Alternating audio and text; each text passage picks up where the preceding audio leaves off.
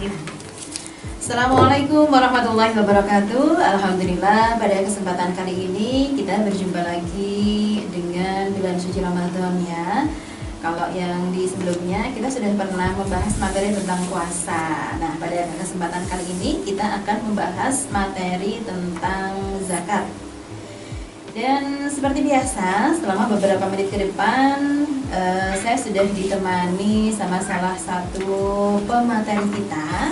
Beliau ini juga menjadi salah satu pengajar PAI di SMA PGRI 2 Jombang. Tadi sudah kenalan seperti itu ya Nia ya. Oke.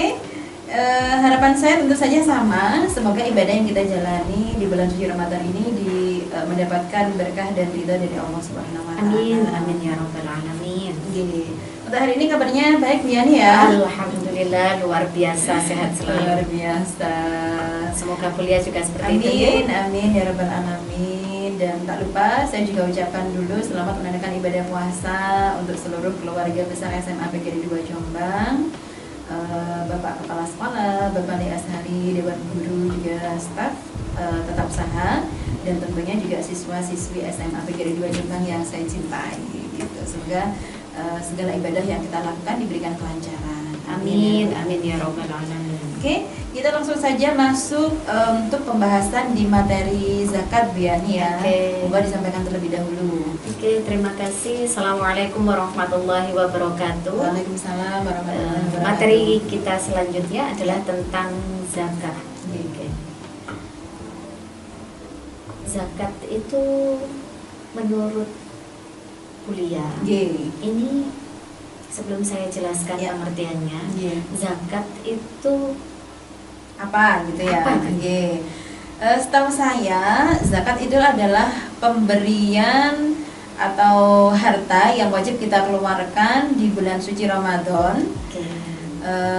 Untuk waktunya dari mulai awal Ramadan sampai di akhir Ramadan. Bulan Ramadan. Dan sebelum sholat Idul hukumnya Fitri. itu, hukumnya adalah wajib atau fardu ain. Betul. Untuk semua yang bernyawa atau makhluk jadi hidup gitu ya, yang hidup. Muslim mukmin yang masih bernyawa di masa itu ya.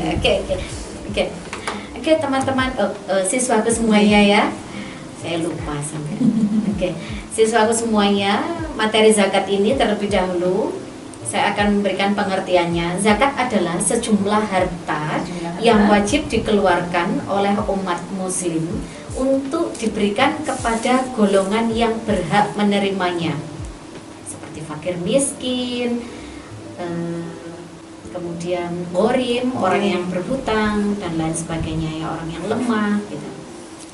Kemudian zakat itu adalah mengeluarkan sebagian harta yang kita miliki kepada orang yang berhak menerimanya. Ya. Nah, ini adalah teori. Tapi ketika di prakteknya, secara logika kita ini kayak mengurangi harta kita yang kita miliki, Tapi matematika Allah itu lebih amazing gitu, kuliah.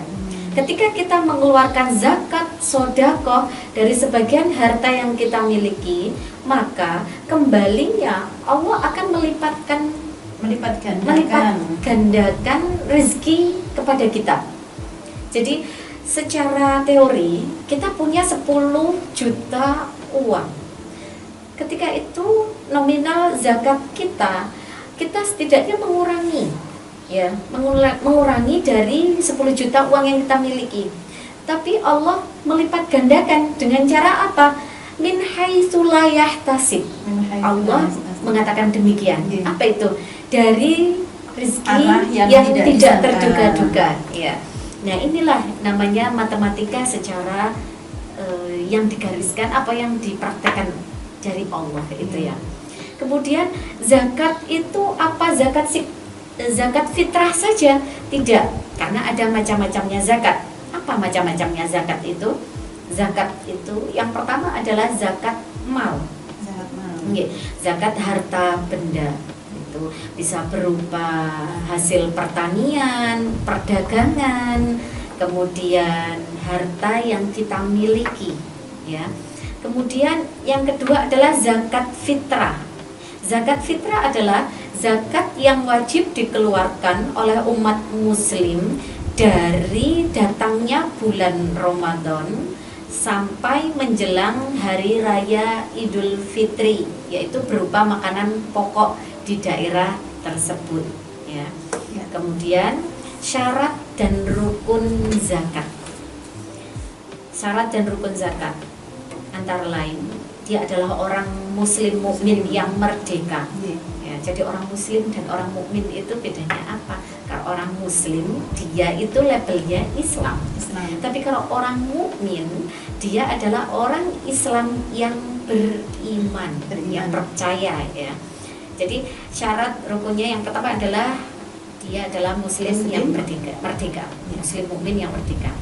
Kemudian perintah zakat sampai kepada dirinya. Jadi dia sudah dalam jelas itu dia tahu bahwa dia harus mengeluarkan zakat gitu ya. Dari perdagangan yang dia jadi profesinya itu, maka berapa persen zakat yang harus dikeluarkan. Kemudian zakat fitrah itu berapa harus dikeluarkan, berupa apa gitu ya. Kemudian mencapai nisab batasannya. Jadi nisab itu ketika kita sudah memiliki berapa batasan emas, maka dari batasan itu kita harus mengeluarkan zakatnya.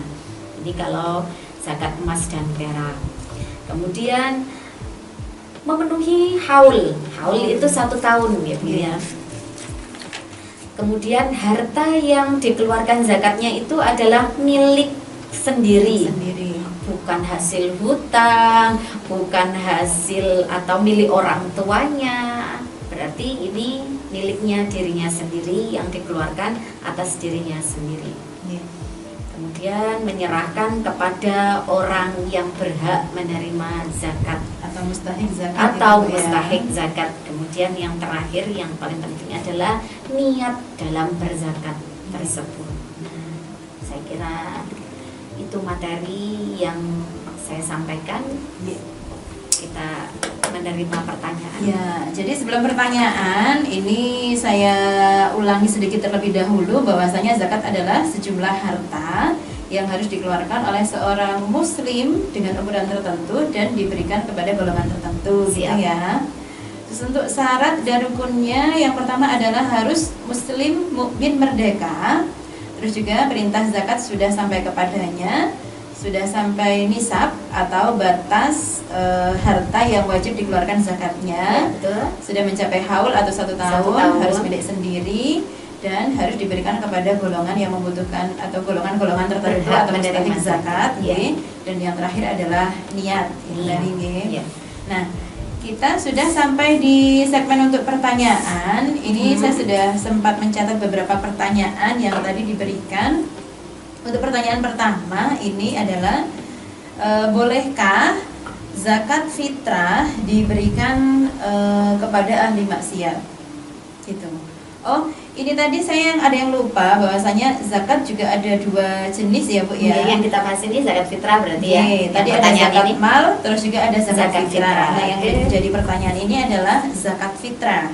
Jadi bolehkah zakat fitrah ini diberikan kepada ahli maksiat? Ahli maksiat kuliah.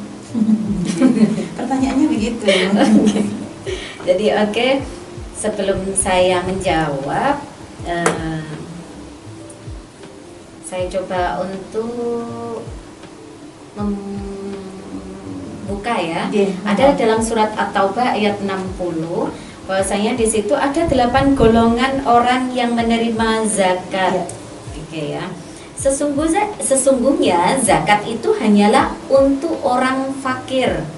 Yang kedua orang miskin, yang ketiga adalah amil atau orang yang mengurusi zakat, Yang berikutnya adalah orang mu'alaf.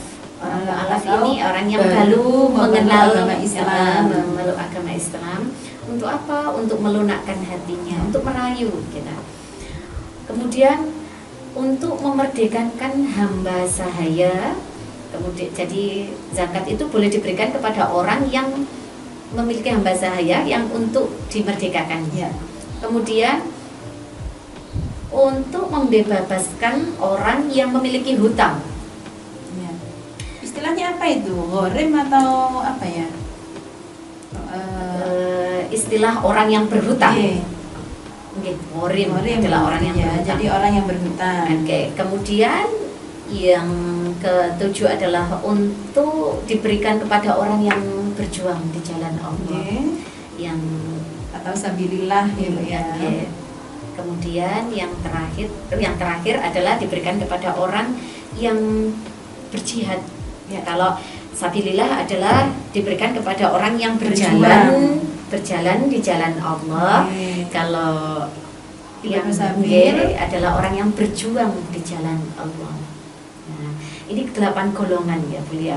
Nah, dari pertanyaan tadi, apakah boleh diberikan kepada orang ahli maksiat?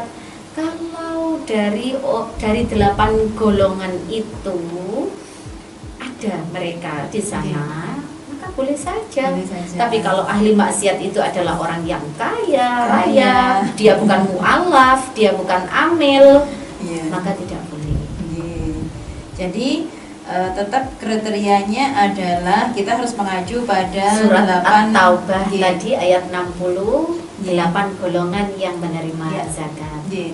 Jadi bolehkah zakat fitrah diberikan kepada ahli maksiat? Kita tetap harus mengacu pada 8 golongan Kepada mustahik zakat 8 itu tadi. golongan mustahik Kalau zakat salah tadi, satu kriteria itu atau salah satu kriteria dari 8 golongan tadi masuk di 8 si ahli maksiat ahli itu maksiat tadi, tadi, maka boleh diberikan zakatnya. maka diperbolehkan Atau boleh memberikan menjadi penerima zakatnya. zakat. gitu Siapa ya. tahu ahli maksiat itu dengan diberikan zakatnya terketuk hatinya, Gitu. dia bisa menjadi orang yang lebih bertakwa kepada Allah Subhanahu wa Ya, taala.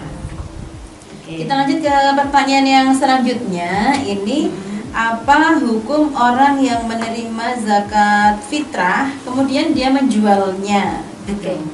Menerima zakat fitrah kemudian orang menjualnya. Bagi Iya. orang mustahik zakat, 8 golongan itu Iya. menerima zakat fitrah kemudian Iya. dijual. Oke.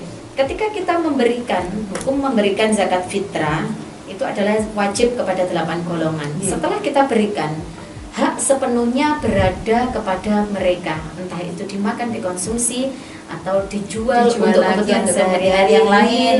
itu boleh saja karena hak sudah berada pada mereka Yang Jadi, menerima yang zakat menerima itu zakat tadi, ya. tersebut, asalkan tidak digunakan untuk kembali kepada pertanyaan yang pertama. Oh, iya. Tidak digunakan Tidak digunakan kepada hal-hal kemaksiatan. Jadi hukum orang yang menerima zakat fitrah kemudian dia menjualnya, maka hukumnya boleh Boleh. saja. Boleh saja Asalkan asalkan tidak dipergunakan untuk kemadorotan.